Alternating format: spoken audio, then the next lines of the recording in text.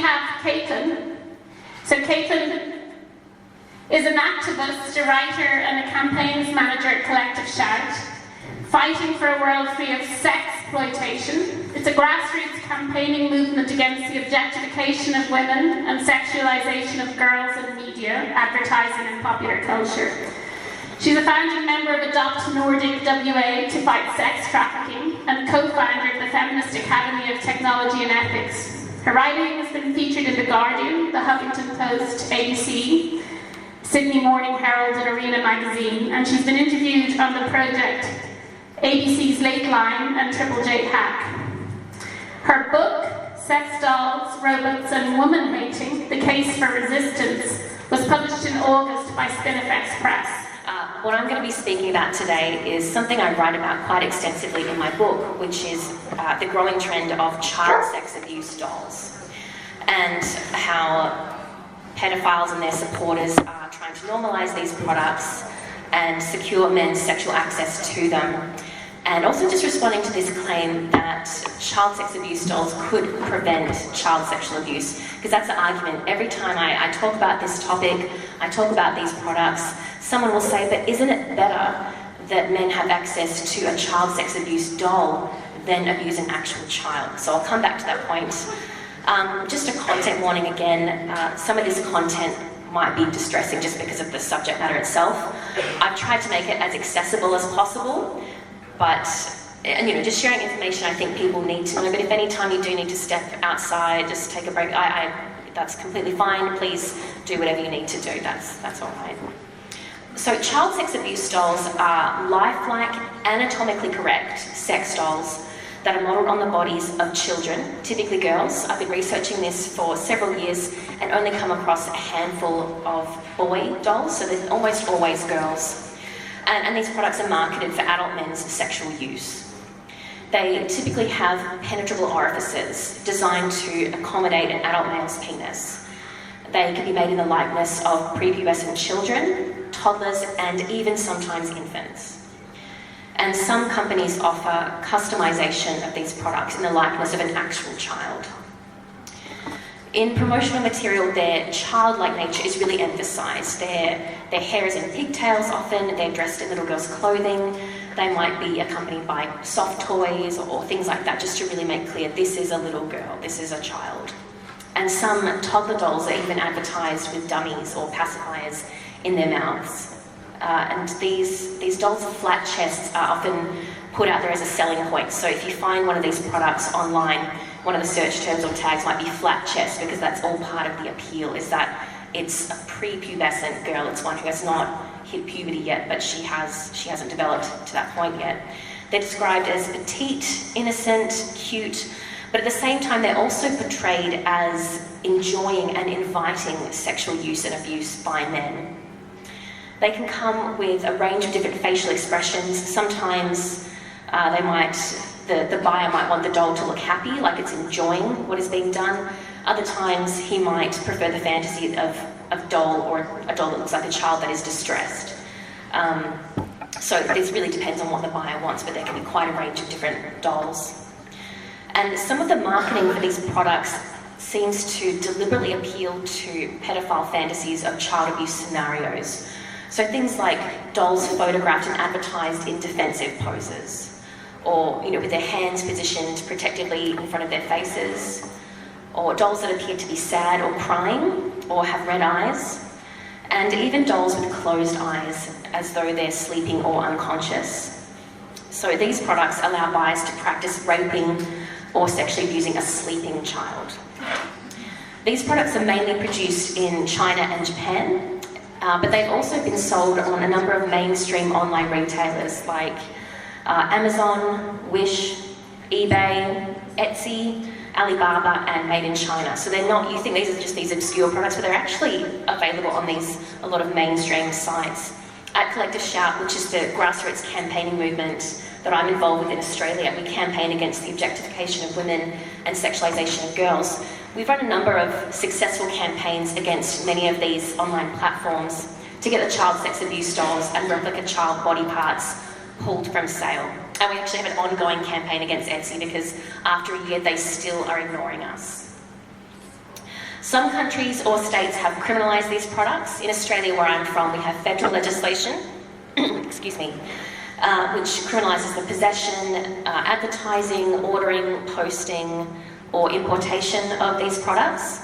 And there's actually really serious penalties for offenders. So we have good, strong legislation in Australia. They face significant fines and even jail time. Now, many of you might be aware of a concerted effort from paedophile rights groups and some academics to destigmatise paedophilia and to disentangle it from child sexual abuse. Pedophiles are rebranding as MAPs, or minor attracted persons, because it's less stigmatising. And paedophilia is being likened to a sexual orientation, kind of that not a choice language is being applied to paedophilia. And it's just painted as something that's outside the control of the individual, even that these men are deserving of empathy and compassion and understanding and sympathy, because it's really hard for them to have these desires to rape children. And that's the discourse that we're seeing in these academic spaces. So some pedophiles and their supporters argue that child sex abuse dolls should be made available to them so that they can enact their sexual fantasies for raping and sexually abusing children. And some even argue that these replica child sex abuse dolls could be therapeutic, whatever that means, and that they could prevent men's sexual abuse of actual children, although there's no evidence for this. Is anyone familiar with the Prostasia Foundation on Twitter? Yeah, hands up if you... Yeah, okay, so a few of you. Yeah, so Prostasia Foundation is a US-based organisation which bills itself as a child protection organisation. But unlike most other child protection organisations that I've ever heard of, it campaigns against laws criminalising child sex abuse dolls and against laws criminalising sexualised depictions of children in drawings and cartoons. Prostasia objects to sex offender registries and promotes age play, BDSM and kink, and funds research into what they call fantasy sexual outlets for pedophiles, so things like child sex abuse dolls. So it's not your typical child protection organisation. And feminist writer Anna Slatz has done some really great work exposing this organisation. Prostasia describes feminists like me who object to the production of replica little girls for men's sexual use as purity campaigners, and I wear it as a badge of honour. Their founding executive director accused feminist campaigners of having a secret agenda to police sexual fantasies they disapprove of, because that is, of course, the only issue with men's on-demand sexual use of replica girls, that feminists just don't like it. But Prostasia appears to be more concerned with preserving men's sexual access to these products, to child sexual abuse material, than with the well-being of children. Advocates for child sex abuse dolls argue that they are merely sex toys like any other. But the difference is child sex abuse dolls are lifelike, anatomically correct representations of girls, complete with penetrable orifices, marketed for men's unlimited sexual use. The childlike appearance isn't just a coincidence, it's the whole point of these products. So they're intentionally designed to look and feel like a real child, to facilitate men's fantasy experience of raping a little girl. And they claim that men's use of child sex abuse dolls is a victimless crime. It's an object, it's a doll, you can't rape an inanimate object. Of course, none of us are arguing, harm to a doll. We're talking about harms to children. So when we sexually objectify little girls, toddlers and infants, and legitimise them as appropriate objects of male sexual desire and gratification, just as Gemma and Carissa have talked about this objectification, when we objectify little girls, babies and toddlers, this is of course putting them at risk by normalising their sexual use and abuse and encouraging offenders. A 2020 United Nations report warned that sexualised depictions of even non-existing children normalises men's sexual use and abuse of children. So this is things like when we see, it's sometimes referred to as virtual child sexual abuse material. So it's not using an actual child in its production, it might be an artistic pornographic image, or it might be animated, it might be a sketch, or whatever it is. But so they argue that these encourage offenders and increase the severity of abuse. And they say in their report, this objectification of children comforts offenders in their actions. So it makes it okay for them, it makes it normal, it's something that's unremarkable. So some child sex abuse doll advocates portray the doll's sexual function as irrelevant. And this is, as I'm reading this stuff, this research, in inverted commas, it boggles my mind, but I just have to share with you some of the things that I've come across because they are so ludicrous. So some of these researchers argue the sexual function of these dolls is irrelevant, or maybe even secondary, or maybe the men don't want it for that, they actually want it for some other reason. The fact that it has penetrable orifices is just kind of a coincidence, all that rubbish. Prostasia published a piece on their blog entitled How Dolls Could Prevent Abuse, and this was written by a doll owner, a child sex abuse doll owner. And the author, who uses a pen name, disputes any link between child sex abuse dolls and child sexual abuse. He claims that child sex abuse doll owners feel a strong desire to nurture, likening the experience to owning a pet dog. But he also acknowledges that some doll owners, quote, receive sexual gratification from their childlike dolls. He accuses lawmakers proposing legislation to criminalise these products of eliminating outlets for pedophiles, quote, taking away dolls from those who have few, if any, other outlets of sexual expression, end quote. The potential criminalisation of child sex abuse dolls, he argues, represents an attempt to outlaw, quote, the sexual thoughts and private behaviours of doll owners. And then he threatens, just a little bit of manipulation in there as well, he threatens that preventing men's access to child sex abuse dolls may push them over the edge and result in them abusing a real child.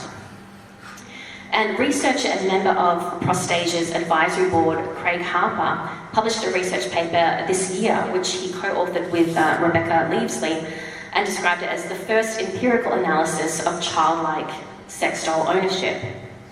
And the authors dismiss research that argue child sex abuse dolls encourage the sexual objectification of children and normalise their abuse, because that's one-sided, as they say, and for, quote, failing to acknowledge the potential for dolls playing a role in the prevention of child sexual abuse, end quote. And they argue that doll owners are, quote, equally using their dolls for sexual reasons, emotional reasons, and other reasons, such as hobbies, non-sexual intimacy, and what they say is photography and art.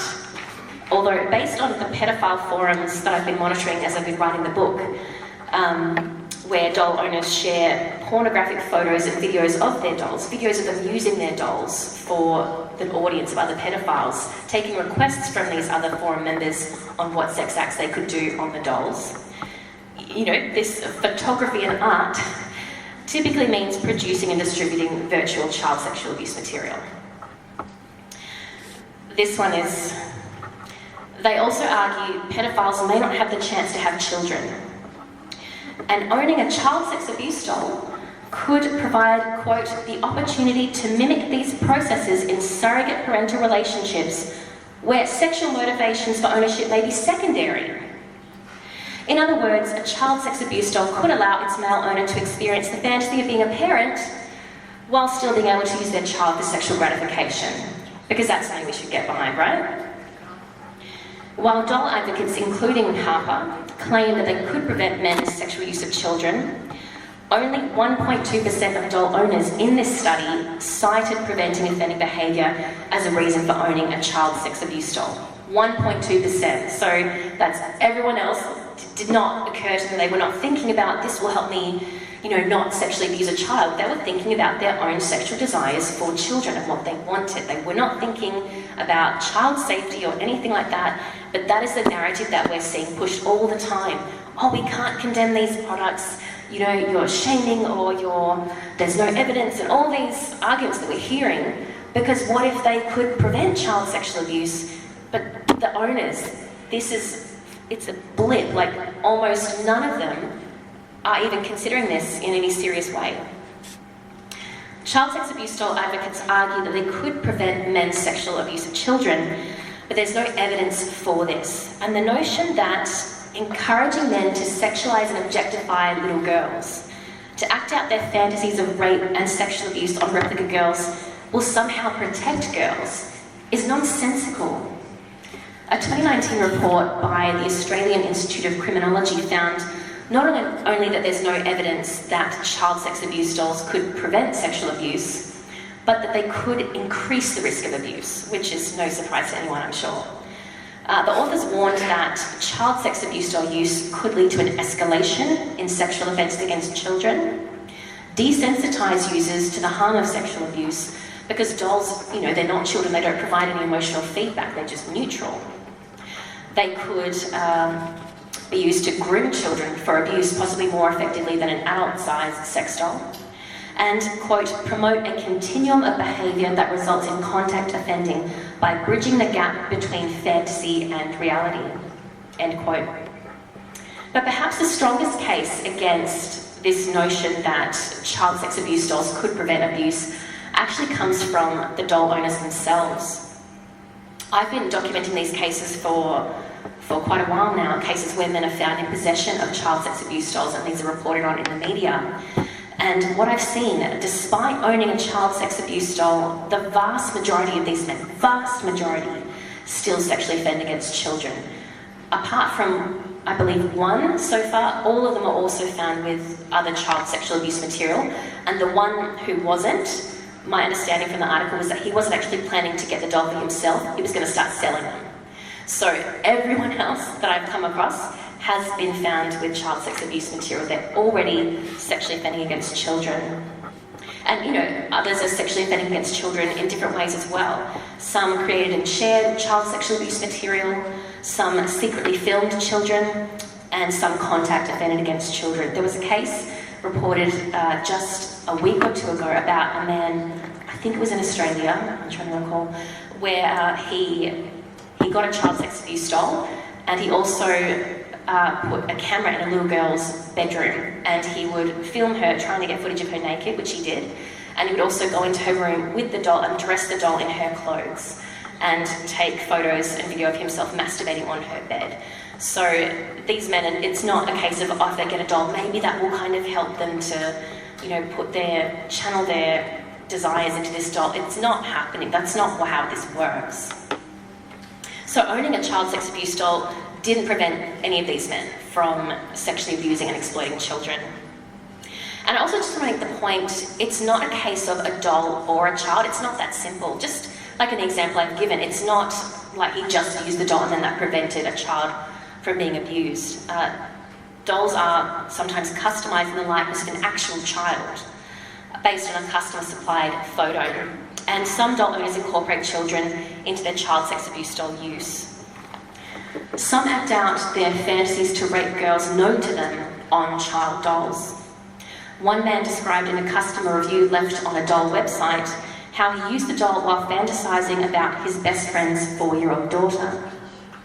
Another man in a pedophile forum had a doll made in the likeness of a girl in his care and described how he would purchase items of clothing for the doll he had seen her wear to, quote, heighten the effect. A South Australian man was found with 5 child sex abuse dolls. One of these was dressed in girls' clothing, had a sex toy built into it, and a laminated photo of a real child's face attached to its head. In another case, a Victorian primary school teacher filmed himself having intercourse with a child sex abuse doll in a school uniform, with masks made from school photos of his students. And yeah, just like I said, the case for more recently, the man who obtained naked footage of the little girl and took photos of the doll in her bedroom. But these are just a few Australian cases. And this is only what has been documented and reported. These are cases where men have been caught. So this is just the tip of the iceberg. Far from being a victimless crime, the development of child sex abuse dolls facilitates a new form of technologically mediated sexual abuse, one where men can simulate and act out the rape, abuse and torture of specific children using dolls made in their likeness. So where to from here? Everyone's really tense, I'm sure, just like me.